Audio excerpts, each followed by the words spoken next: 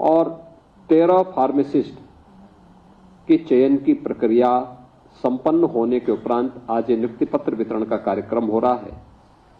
मैं सबसे पहले जो प्रदेश भर की बेटियों को यह अवसर प्राप्त हो रहा है, उन सबको, उनके परिवार के सभी सदस्यों को इस चयन की प्रक्रिया में सफलतापूर्वक नियुक्ति पत्र वितरण होने के इस अवसर पर प्रदेश सरकार की ओर से हृदय से बधाई देता हूं और अधीनस्थ सेवा चयन आयोग को इस पूरी प्रक्रिया को निष्पक्ष, पारदर्शी और शासन की मंशा के अनुरूप करने के लिए हृदय से धन्यवाद भी करता हूं।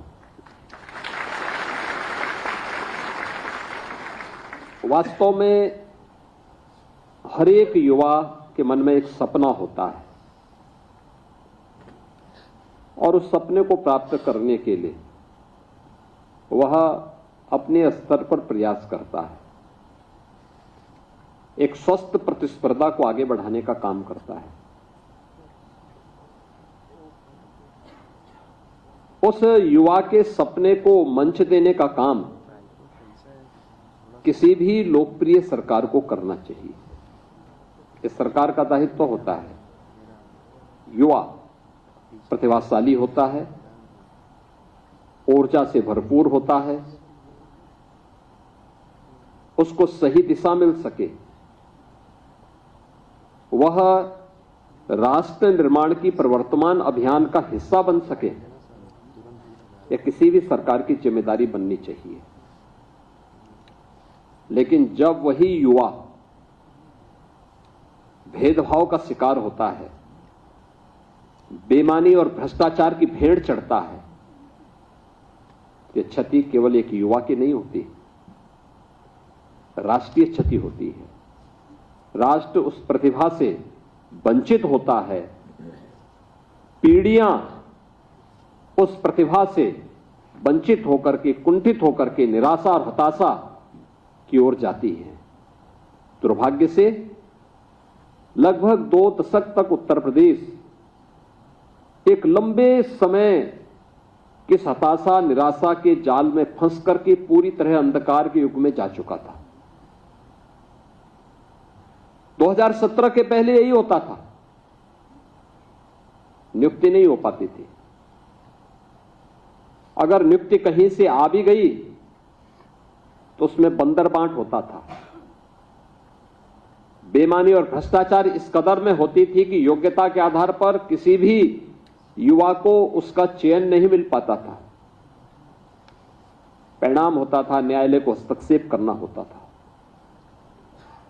और उसके बाद फिर ये मामले आगे बढ़ते थे। परिणाम क्या रहा? उत्तर प्रदेश की नियति हो गई थी बीमारू राज्य बनने की। उत्तर प्रदेश को परमात्मा ने, प्रकृति ने बीमारू नहीं बनाया था।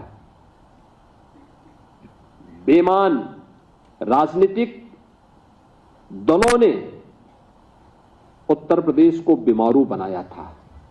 मानसिक रूप से बीमार लोगों ने उत्तर प्रदेश को बीमार बनाया था। यह उत्तर प्रदेश अपनी प्रकृति से और प्राकृतिक संसाधनों से दुनिया का सबसे समृद्ध प्रदेशों में से गिना जाता है, लेकिन यहां की बीमार मानसिकता की राजनीतिक दलों ने, सत्ताधारी दलों ने उत्तर प्रदेश को बीमारू राज्य की श्रेणी में ला करके खड़ा कर दिया था। युवाओं के सामने पहचान का संकट खड़ा हुआ तो उत्तर प्रदेश के सामने पहचान का संकट खड़ा हुआ। आज मैं देख रहा था ये नियुक्ति पत्र वितरण के दौरान, इसमें आजमगढ़ के भी युवाओं को सेवा का अवसर प्राप्त हुआ है, अमरोहा को भी प्राप्त हुआ है, शामली को भी प्राप्त हुआ है, लखनऊ, कानपुर, आगरा, गोरखपुर, वाराणसी, प्रयागराज, ये जनपद ऐसे हैं जहां पर एक प्रतिस्पर्धा है, लोगों के लिए साधन है। लेकिन लखीमपुर खीरी और नेपाल बॉर्डर के दुधवा नेशनल पार्क के जंगलों के बीच थारू जनजाति से जुड़ी हुई कोई बेटी चयन हो जाती है तो मान के चलिए चयन की प्रक्रिया पारदर्शी हुई है।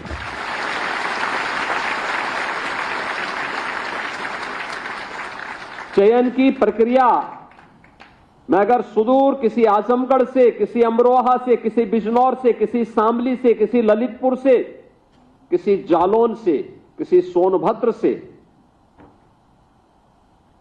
अगर किसी बेटी का चयन होता है तो हम मान करके चलते हैं कि चयन की प्रक्रिया निष्पक्ष हुई है, पारदर्शी हुई है, क्योंकि प्रतिभा वहां पर भी है।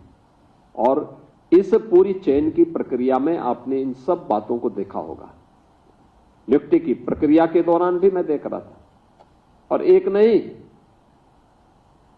मैं तो अभी जो सूची मेरे सामने है, इस सूची को मैं देख रहा था, 2-2 थारू बेटियों का चयन हुआ है। यानी जिन तक नौकरी नहीं पहुंच पाती थी, जिन तक योजनाएं नहीं पहुंच पाई थी, आज उन तक नौकरी पहुंच रही है।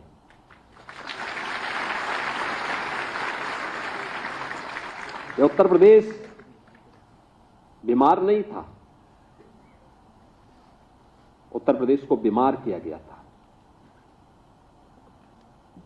यह देश 1947 के बाद भी 1960 के दशक तक उत्तर प्रदेश देश का सबसे अग्रणी प्रदेशों में से गिना जाता था। देश के अंदर उत्तर प्रदेश का योगदान 14% से अधिक माना जाता था। लेकिन 1960 के बाद से लगातार गिरावट जो आई,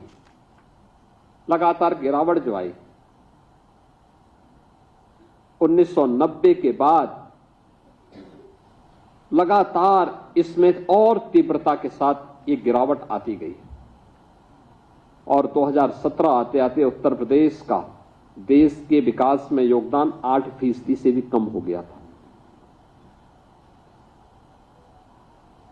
हर शासन की योजना में उत्तर प्रदेश पीछे होता था। क्या खाद्यान्न उत्पादन में, क्या प्रदेश के अंदर इंफ्रास्ट्रक्चर में, क्या इन्वेस्टमेंट में, किसी भी फील्ड में उत्तर प्रदेश एकदम पिछड़ता गया। यहां के नौजवान कहीं उत्तर प्रदेश से बाहर जाते थे, यहां तो नौकरी नहीं मिलती थी, कोई रोजगार नहीं होता था। लेकिन यहां का नौजवान जब उत्तर प्रदेश से बाहर जाता था तो बाहर जाकर के भी उसके सामने पहचान का संकट खड़ा होता था। आज मैं देख रहा था, आजमगढ़ का नौजवान भी जब यहां पे चयन हुए हैं, आजमगढ़ की बेटियां भी जब चयनित हुई हैं, मैं देख रहा था, एक समय होता था आजमगढ़ का नाम लोग सुनकर के डरते थे, उसके नाम से पहले ही उनको बाहर कर देते थे। होटल और धर्मशाला में रूम नहीं देते थे लोग। ये स्थिति किन लोगों ने बनाई? इन लोगों ने बनाई जिन लोगों ने प्रदेश को दंगों की आग में झोंक करके प्रदेश के सामने पहचान का एक संकट खड़ा किया था, जिन्होंने उत्तर प्रदेश को अपने परिवार के लूट का एक अड्डा बना दिया था, जिन लोगों के कारण पहचान के भीषण संकट के दौर से उत्तर प्रदेश को गुजरना पड़ा था, वे उस बीमारी के कारण थे, और उस बीमारी को समझने की आवश्यकता है। और ये आपका सौभाग्य है, याद रखना, कार्य कोई बड़ा नहीं होता, कोई छोटा नहीं होता।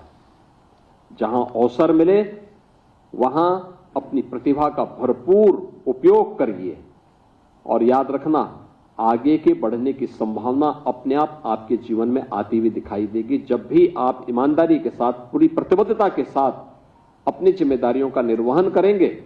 तो न केवल आपके लिए आगे बढ़ने के अवसर होंगे, बल्कि प्रकृति और परमात्मा की कृपा भी आप पर उसी प्रकार से बनेगी जिस प्रकार से आपने इस पूरी व्यवस्था के साथ देखा होगा।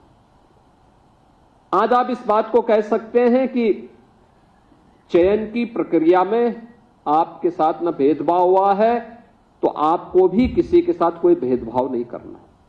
25 करोड़